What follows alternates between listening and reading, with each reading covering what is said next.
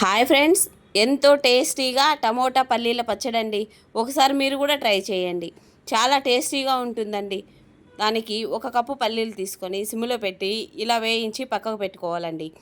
అదే కడాయిలో 1 table spoon oil వేసేసి అందులోనే పచ్చిమిర్చి, కొంచెం దోరగా ఉండే టమాటాలు ఇలా ముక్కలుగా కట్ చేసుకునేసి అందులో వేసి వేయించుకోవాలండి. దాంతోపాటు ఉల్లిపాయ ముక్కలు, దాంతోపాటు కొద్దిగా చింతపండు ఇవన్నీ వేసి వేయించుకోవాలండి. ఒకసారి అలా కలిపేసి కొద్దిగా పసుపు, కొద్దిగా ఉప్పు వేసామంటే మనకు తొందరగా వేగుతుందండి. ఇలా వేగిన తర్వాత దాన్ని బాగా చల్లార్చేసి మనం ఆల్రెడీ పల్లీలు వేయించి పెట్టుకున్నాం కదండి, పొట్టు తీసేసి ఇలా మిక్సీ పట్టేసి అందులోనే పచ్చిమిర్చి, మనం వేయించి పెట్టుకున్నాం కదండి టమోటా, చింతపండు అవంతా వేసేసి టేస్ట్ చూసుకొని రుచికి సరిపడా ఉప్పు వేసుకొని ఇలా మిక్సీ పట్టేసి వేయించుకున్నాం కదండి ఉల్లిపాయలు అవి ఇందులో వేసేసి కలిపేసి వేడి వేడి అన్నంలో కొద్దిగా పచ్చడి వేసేసి వేసుకొని తింటే సూపర్గా ఉంటుందండి taste. Thank you for watching.